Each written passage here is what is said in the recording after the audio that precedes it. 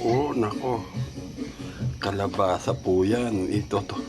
Iaano ko po siya, parang nitotortang kalabasa ko po siya. Ang sahog niya beef, ground, ground, ground beef, yan, beef ground, yan po ang sahog niya.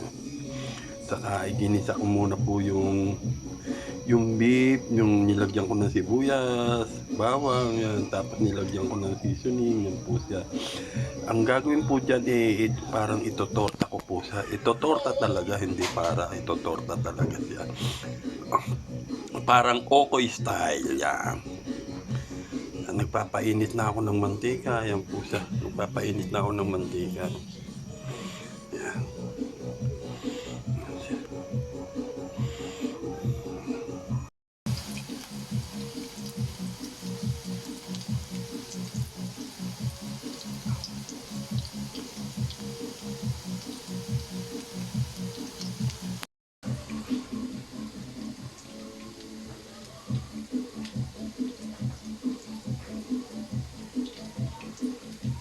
Oh, yan na po yung finished product niya. Okoy kalabasa. Yan po siya.